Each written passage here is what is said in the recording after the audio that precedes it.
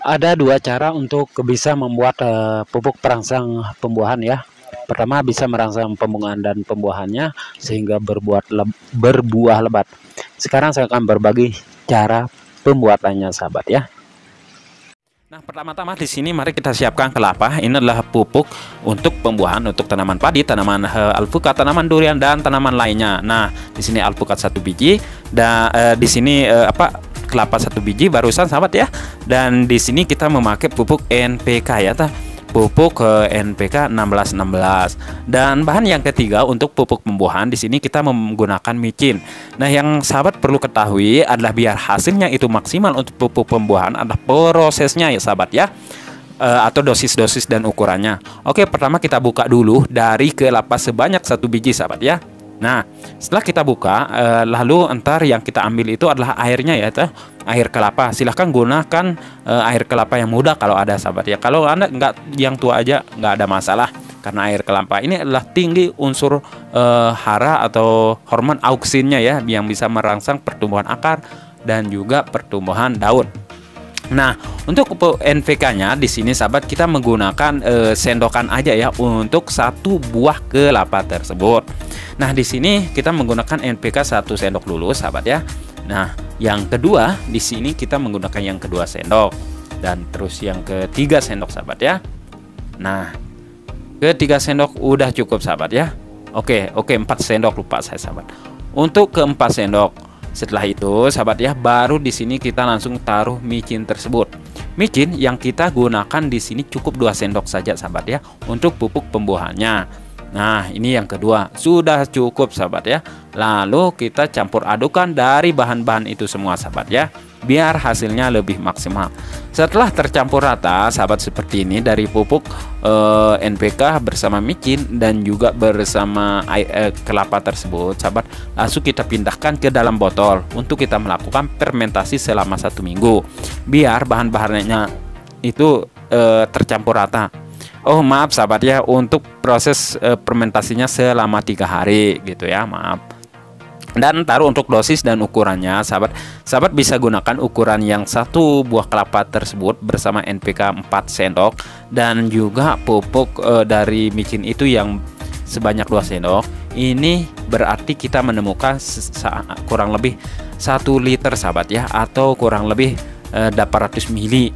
Nah, ntar ini untuk dosis dan ukurannya ke tangki kita gunakan 1 cup sahabat ya, atau 120 ml per tangki semprotan biar hasilnya maksimal dan tanaman kita itu tidak gosong. Dan silakan gunakan di fase generatif atau udah masuk masa pembuahan. Untuk merangsang pembungaan pada tanam durian sahabat bisa memakai pupuk KCL yang susah berbunga dan buah, sehingga bisa memperbanyak buah pada tanaman jeruk sehingga memaksimalkan pembungaannya untuk tanaman durian sahabat.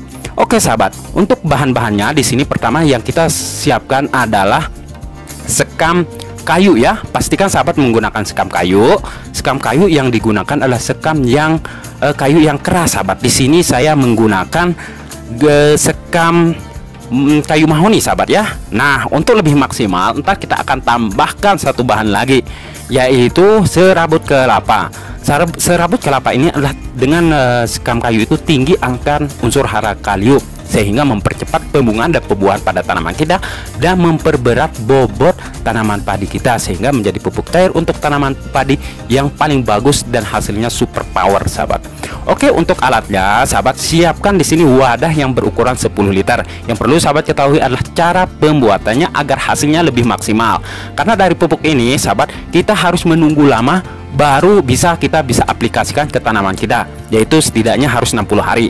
Pertama, masukkan dulu sekam dari kayu tersebut atau garagajis tersebut sahabat seperti ini.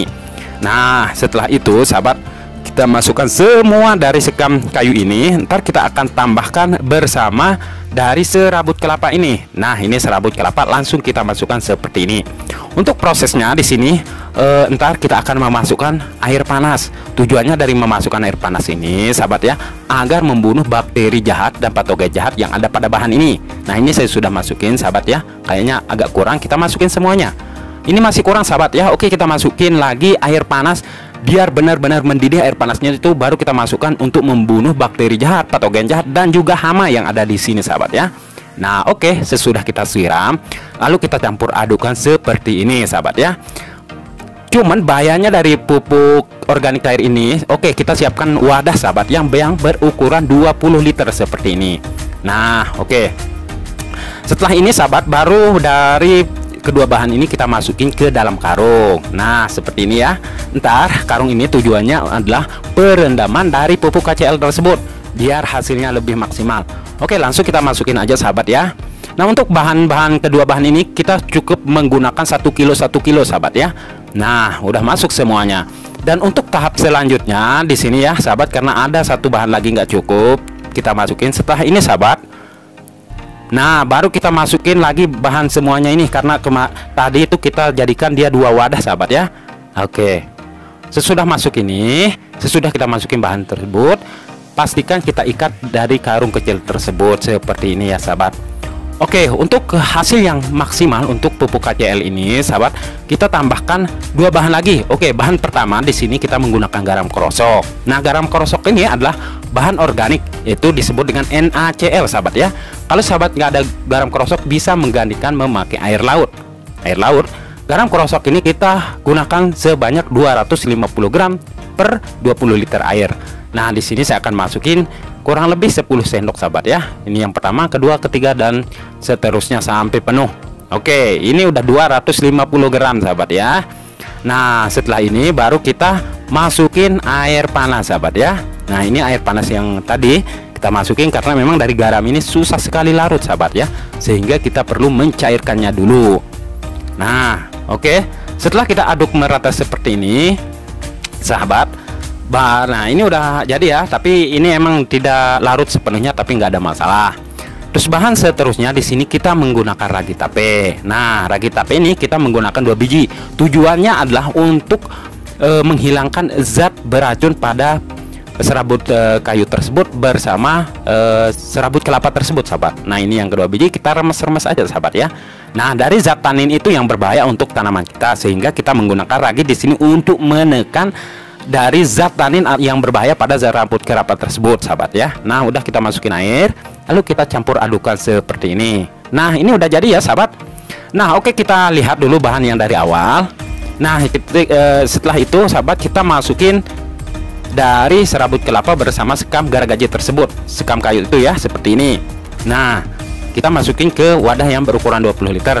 Lalu kita masukin batu di sini ya, untuk memberat, untuk menekan dari bahan ini biar tidak mengapung setelah kita masukin ke dalam, kita masukin air. Nah, setelah ini kita masukin air seperti ini ya, sahabat. Nah, oke. Nah, ini air yang kedua. Nah, ini kan nggak ngapung, sahabat. Ketika nggak ngapung ini berarti dia kerendam bagus. Nah, setelah ini baru kita masukin garamnya. Sebelum itu kita aduk dulu. Ini garamnya ada yang belum hancur, tapi nggak apa, setelah kelamaan di dalam wadah ntar dia bisa hancur sendiri.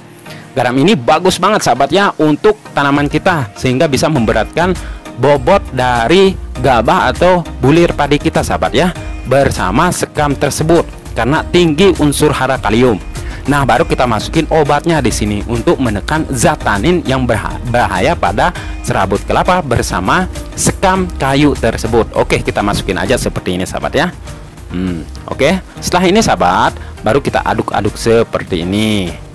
Nah, ini udah beres, sahabat. Nah, untuk dosis dan ukurannya itu, sahabat ya, 3 ml per liter air dan diamkan selama 60 hari. Setelah 60 hari langsung bisa diaplikasikan ke tanaman yang kita mau merangsang pembuahannya, sahabat ya. Cukup 3 ml. Silahkan sahabat praktikin di tempat sahabat masing-masing.